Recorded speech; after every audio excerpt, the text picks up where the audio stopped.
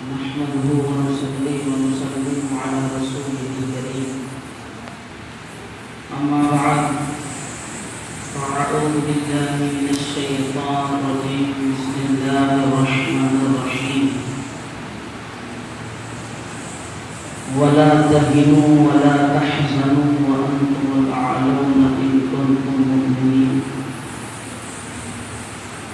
صدق الله مولانا العظيم وصدق رسوله النبي الأمين المبين المتين الكريم ونحن على ذلك من الشاهدين والشاكرين والحمد لله رب العالمين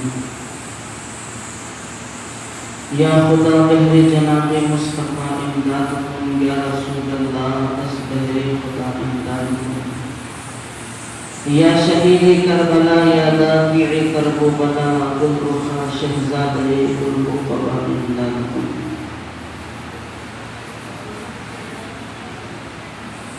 انتہائی عقیدت اور محبت کے ساتھ اپنی اور ساری کائنات کے آقا و مولا حضور رحمت عالم مجسم طاہر و یاسین مزمل و مدثر جناب محمد رسول اللہ صلی اللہ تعالی علیہ وسلم کی مقدس مطہر عظمت بارگاہ میں درود و سلام کر کے نشاور کریں پڑھیے باواز بلند اللہم صلی علی سیدنا شفیعنا مولانا محمد مع الجود والکرام وآلہ الکرام وابن الکریم مبارک وسلم صلاة و سلام علیک یا رسول اللہ صلی اللہ تعالی علیہ وسلم.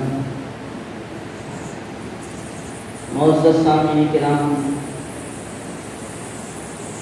آج یہ رمضان المبارک کا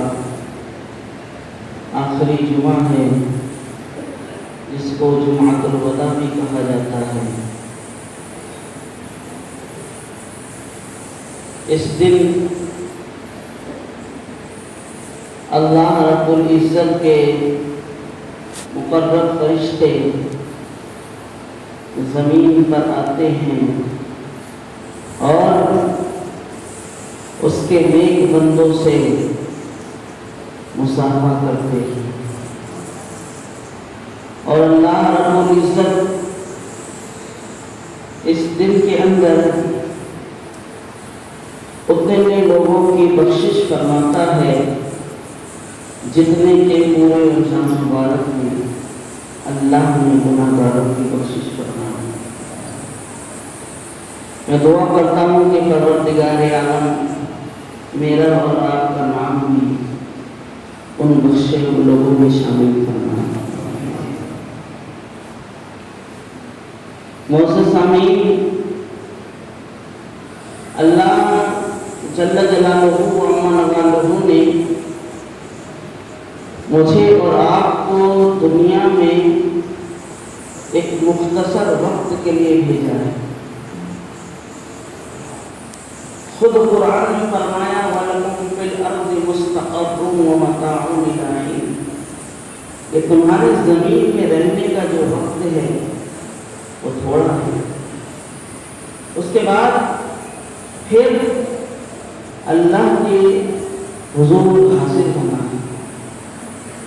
دوسرے مقام پر فرمایا اَفَحَسِبْتُمْ أَنَّمَا خَلَقْنَاكُمْ عَبَثًا، کہ تم یہ گمان کرتے ہو کہ تمہیں بیکار پیدا کیا ہے. وَأَنَّكُمْ إِلَيْنَا لَا تُرْجَعُونَ، اور تمہیں اس کی بارگاہ میں لوٹنا نہیں. یعنی جگہ جگہ قرآن مقدس میں یہ ارشاد فرمایا کہ تمہیں اللہ کی بارگاہ میں لوٹنا ہے، اللہ کے حضور کھڑے ہونا ہے. اور مومن کے بنیادی عقیدوں میں سے ایک عقیدہ، اسلام کے بنیادی عقیدوں میں سے ایک عقیدہ یہ بھی ہے آخرت پر ایمان ہے. آخرت کا ایمان جو ہمارا ہے یہ ایسا عقیدہ ہے کہ اگر اس عقیدے کو، اس ایمان کو ہٹا دیا جائے تو دوسری جتنی چیزیں ہیں، دوسرے جتنے عقائد ہیں وہ کھوکھلے نظر آئیں. ارے بندہ مومن نماز اسی بنیاد پر تو پڑھتا ہے کہ کل بروز قیامت مجھے اس کا اجر ملے. بندہ مومن روزہ اس وجہ سے تو رکھتا ہے کہ کل بروز قیامت مجھے اس کا ثواب ملے. ایمان والا زکات اور حج اس وجہ سے تو ادا کرتا ہے کہ مجھے اس کا اجر ملے. ایمان والا گناہوں سے اسی وجہ سے تو بچتا ہے کہ کہیں مجھے کل جہنم کی ہولناکیوں میں نہ ڈالا جائے. یعنی اس کا ایمان آخرت پر ہے. اور یہ بھی قرآن مقدس میں بار بار ارشاد فرمایا من کان آمن باللہ والیوم الآخر، کہ جو اللہ پر اور آخرت پر ایمان رکھتے ہیں. تو یہ آخرت کا ایمان جو ہے، آخرت پر ایمان جو ہے، یہ ہمارا بڑا مضبوط ہے. ہر آدمی جانتا ہے کہ جو ہے اللہ کی بارگاہ میں حاضر ہونا ہے، کھڑا ہونا ہے، جواب دینا ہے. اب میں آپ کو بتاؤں کہ آپ نے سنا کہ قیامت کا ایک دن 50,000 سال کا ایک دن ہوگا. 50,000 سال کا ایک دن ہوگا. اور وہ دن جو ہوگا وہ اس دن زمین بدل دی جائے گی. جو آج زمین ہے یہ زمین نہیں رہے گی. تانبے یا دھات یا کسی اور چیز کی وہ زمین ہوگی. اور آسمان کا سورج بہت قریب کر دیا جائے گا، بہت قریب کر دیا جائے گا. 50,000 سال کا وہ ایک دن ہوگا. آپ جانتے ہیں کہ دنیا جب سے قائم ہوئی ہے تو دنیا کو قائم ہوئے اب تک کتنے ہزار سال ہو گئے.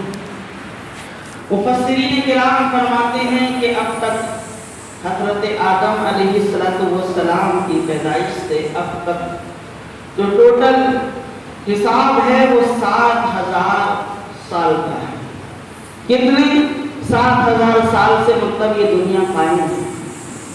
اور قیامت کا ایک دن 50,000 سال کا ہوگا.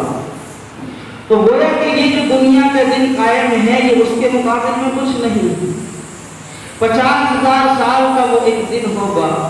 اور ہمارا آخرت پر ایمان ہے، اللہ کی بارگاہ میں لوٹ کر جانا ہے. تو وہاں پر ہم سب کا الگ الگ حساب ہوگا. اب یہ پتہ نہیں کہ ہمارا نمبر کتنے لوگوں کے بعد آئے، تو کتنے سال گزر جائے تو ہمارا نمبر آئے.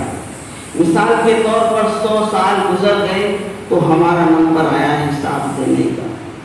حساب کیا دینا ہے؟ بندے نے 60 سالہ زندگی گزاری ہے تو اس نے ایک دن کے اندر کتنی گفتگو کی ہے، کس وجہ سے کی ہے، کیا بولا ہے، کیا نہیں بولا ہے، یہ حساب دینا ہوگا. اس نے اپنی 50 سالہ زندگی میں کیا کیا ہے اور کیا نہیں کیا ہے، یہ حساب دینا ہوگا. اللہ کے حضور کھڑے ہو کر یہ حساب دینا ہوگا. ہر ایک سے الگ الگ حساب ہونے والا ہے، الگ الگ حساب ہوگا. بارگاہ رب العزت میں کھڑے ہو کر الگ الگ حساب ہوگا. اب آپ اندازہ لگائیں کہ 50,000 سال کا وہ دن، سورج قریب، زمین دھات کی، تانبے کی یا پیتل کی، اگر ہم اس انتظار میں کھڑے رہیں تو کیا کیفیت ہوگی، کیا عالم ہوگا. پھر جب حساب دینے کی باری آئے تو ہم جو ہے اپنی 60 سالہ زندگی کا حساب لگائے کہ اگر ہم نے 60 سال میں روزانہ 15 منٹ بھی گفتگو کی ہے تو کیا بولا ہے، کیا کیا نہیں بولا ہے، حساب دینا. کیا کیا ہے، کیا کیا نہیں کیا ہے، بارگاہ الہی میں حساب دینا. تو عزیزان گرامی، ہمیں اور آپ کو سب کو حساب دینا ہے اپنی زندگی کا. پھر اس کے بعد جب حساب ہوگا تو پھر جہنمی لوگ جہنم میں جائیں گے، جنتی لوگ جنت میں جائیں گے. ہمارے حساب میں کچھ گڑبڑی ہوئی تو پھر ہم اس غلطی کی سزا بھگتنے کے لیے، اپنے اعمال بد کی سزا بھگتنے کے لیے جہنم میں جائیں گے۔ آپ جہنم کو جانتے ہیں، جہنمیوں کو کتنا سخت عذاب جہنم میں دیا جائے گا۔ علماء، فقہا، محدثین بیان فرماتے ہیں کہ جہنم میں جہنمی کے دانت صرف اتنے بڑے ہوں گے جتنے احد پہاڑ۔ جہنمی کا ایک دانت احد پہاڑ کے برابر ہوگا۔ جہنمی کے بیٹھنے کی جو جگہ ہوگی تو وہ جتنی مکۃ المکرمہ اور مدینہ المنورہ کے درمیان فاصلہ ہے، اتنی بڑی تو اس کے بیٹھنے کی جگہ ہوگی، یعنی 450 کلومیٹر کا فاصلہ۔ جہنمی کو اتنا بڑا کر دیا جائے گا، اس کی جسامت کو اتنا بڑا کر دیا جائے گا، اس کے جسم کو اتنا بڑا کر دیا جائے گا اور اس پر وہ عذاب ہوگا۔ اللہ الصمد۔ جہنمیوں کی غذا کیا ہوگی؟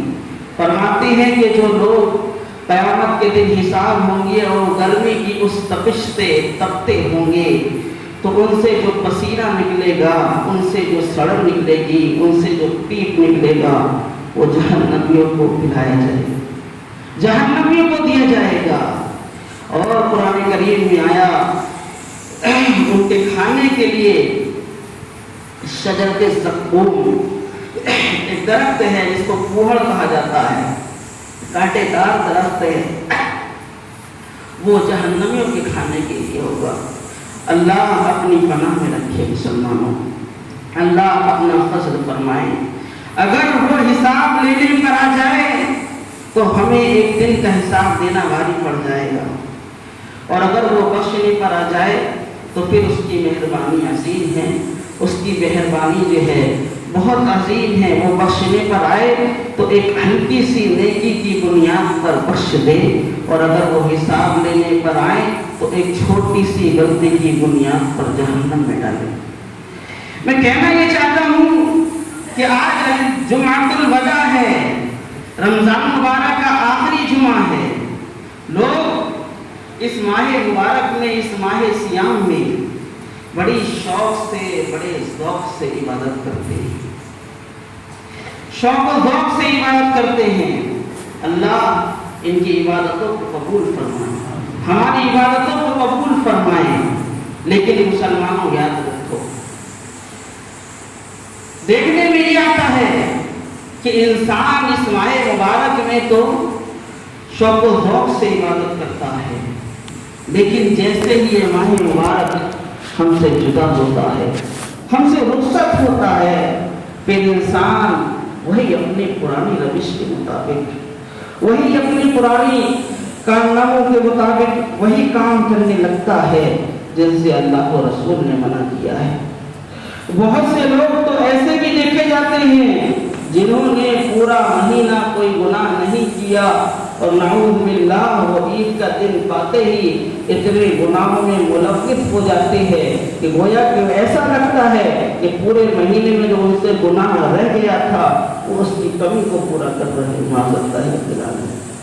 تو معزز سامعین، آخرت کے دن ہمیں رب کی بارگاہ میں اپنے اعمال کا حساب دینا ہے، ہم نے جو کیا ہے اس کا حساب دینا ہے۔ تو جب حساب دینا ہے اور ہمارا آخرت پر ایمان مضبوط ہے کہ قیامت قائم ہونی ہے، اللہ کی بارگاہ میں کھڑا ہونا ہے، حساب ہونا ہے، جنت حق ہے، جہنم حق ہے، یہ ہمارا ایمان ہے، عقیدہ ہے، تو معزز سامعین وہاں کی فکر کرنا چاہیے، آخرت کو یاد رکھنا چاہیے۔ تو جس طریقے سے ہم نے اس ماہ صیام میں، اس ماہ مبارک میں عبادتیں کی، تو ہونا تو یہ چاہیے کہ ہم جو ہے اسی طریقے سے جو ہے عبادتیں کرتے رہیں، نمازوں کو پڑھتے رہیں جس طریقے سے ہم پر روزہ صرف رمضان میں فرض ہے، نماز تو سال کے 12 مہینے فرض ہے۔ آقا کریم صلی اللہ علیہ وسلم نے فرمایا اس کا کوئی ایمان نہیں، اس کا کوئی اسلام نہیں جو نماز نہیں پڑھتا، اور فرمایا من ترک الصلاۃ فقد ہدم الدین، کہ جس نے نماز کو چھوڑ دیا اس نے اپنے دین کو ڈھا دیا۔ دوسرے مقام پر ارشاد فرمایا الصلاۃ عماد الدین، نماز دین کا ستون ہے۔ ایک مقام پر ارشاد فرمایا صلاۃ معراج المومنین، نماز مومنوں کی معراج ہے۔ بے شمار آپ کو اس تعلق سے احادیث مبارکہ ملے گی جس میں نماز پڑھنے کی فضل جو ہے تاکید آئی ہے، اور قرآن مقدس نے تو 700 مقامات پر نماز کا ذکر فرمایا ہے، 700 مقامات پر نماز کا ذکر فرمایا ہے۔ آپ بتائیے اگر کوئی بڑا آدمی ایک کام کا ایک بار حکم دے تو اس کی کتنی اہمیت ہوتی ہے، اگر کوئی بادشاہ کسی کام کو 5 بار سختی سے کہے تو اس کی کتنی اہمیت ہوتی ہے، لیکن وہ احکم الحاکمین، وہ پروردگار عالم، اس نے 700 مقامات پر نماز کا ذکر فرمایا، تو نماز کتنی اہمیتوں کی حامل ہوئی، نماز کتنی اہمیتوں کی حامل ہوئی۔ آج بندہ مومن نماز کو ویسے ہی چھوڑ دیتا ہے۔ عزیزان گرامی، فقہا فرماتے ہیں کہ نماز کسی حال میں معاف نہیں ہے، کسی حال میں معاف نہیں ہے۔ آج ہم تو تندرستی کی حالت میں، چین و سکون کی حالت میں، اے سی میں رہنے کے باوجود نماز کو چھوڑ دیتے ہیں۔ فقہا ارشاد فرماتے ہیں کہ اگر کوئی بندہ جو ہے دریا میں سفر کر رہا ہو، جہاز کی کشتی میں سفر کر رہا ہو، لکڑی کی کشتی میں سفر کر رہا ہو، اور جو ہے اچانک دریا کے اندر موجے آ جائے اور اس کی کشتی جو ہے غرق ہو جائے، کشتی کے جو ہے تختے الگ الگ بکھر جائے، یہ بندہ بھی جو ہے سمندر کے اندر اور کشتی وہ سمندر کے اندر غوطہ کھانے لگے، غوطہ کھانے لگے، بچنے کا کوئی سہارا نہیں ہے، غوطے کھا رہا ہے، غوطے کھا رہا ہے۔ اچانک سے اسے کوئی تختہ مل گیا اور اس نے جو ہے اس تختے کے سہارے سے اس تختے کو پکڑ لیا، اور جو ہے اپنی جان کے بچانے کا اسے جو ہے اب جو ہے کچھ امید ہو گئی۔ اب یہ چاہتا ہے کہ اب میں کنارے جو ہے دھیرے دھیرے اس تختے کو پکڑ کے پہنچ جاؤں گا۔ وہ کہا فرماتے ہیں اگر ایسی حالت میں بھی نماز کا وقت ہو جائے تو اب نماز معاف نہیں ہے۔ اور یاد رکھو، غور کرو، اندازہ لگاؤ، اس کی جان پر بن آئی ہے، اس کی جان پر بن آئی ہے، سمندر میں غوطے کھا رہا ہے، تختہ پکڑ کر جو ہے کنارے کی طرف جا رہا ہے، نماز کا وقت ہو گیا ہے۔ شریعت کہتی ہے نماز پڑھو، اگر اشارے سے پڑھ سکتے ہو نماز پڑھو، نماز معاف نہیں ہے، نماز نہ چھوڑو، نماز معاف نہیں ہے۔ تو مسلمانوں آپ جو ہے اپنا حساب لگائے، اپنے آپ کا جائزہ لے کہ ہم ویسے ہی ہوٹل پر بیٹھ کر آسان ہوتی ہے ہمارے کام پر جو تک نہیں دیکھتی کہ مؤذن کہہ رہا ہے حی علی الصلاۃ، آؤ نماز کی طرف، حی علی الفلاح، آؤ کامیابی کی طرف، اور ہم جو ہے اپنے کاموں میں مصروف رہتے ہیں۔ پھر جو ہے کوئی آفت آتی ہے تو شکایت کرتے ہیں پتہ نہیں ہم سے کون سا گناہ ہوا کہ ہم پر یہ آفت آ گئی ہے۔ تو مسلمانوں یاد رکھو،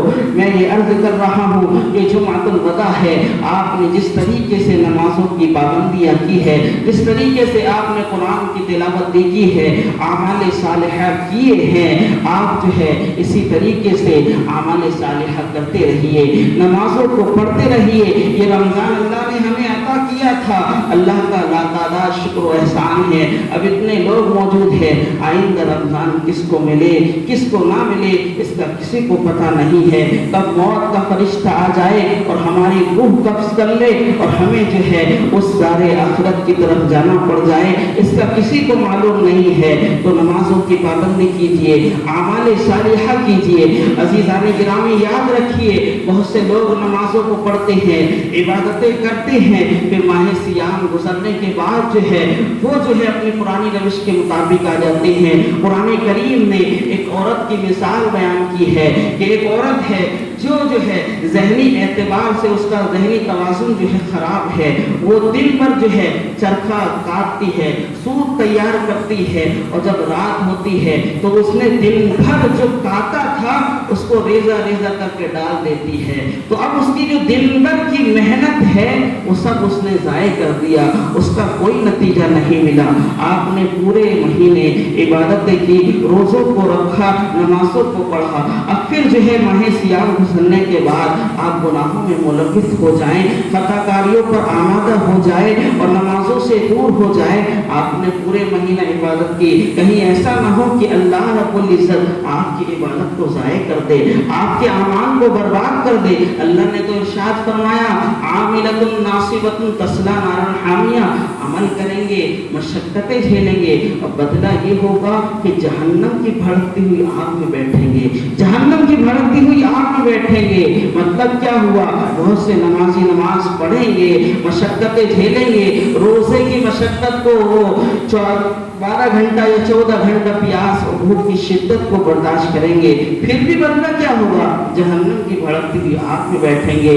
تو ہمیں اس بات پر اللہ کا شکر ادا کرنا چاہیے کہ پروردگار نے ہمیں یہ روزے رکھنے کی سعادتیں نصیب کی، لیکن اس بات کا بھی خوف رکھنا چاہیے کہ بارگاہ الہی میں ہمارے روزے قبول ہوئے کہ نہیں ہوئے، اس بات کا بھی خوف رکھنا چاہیے۔ انسان کو بالکل جو ہے بے خوف و خطر زندگی نہیں گزارنا چاہیے، بلکہ ہمیشہ امید و خوف کے درمیان زندگی گزارنا چاہیے۔ اللہ سے رحمت کی امید بھی ہونی چاہیے اور اللہ کا خوف بھی سینے میں ہونا چاہیے۔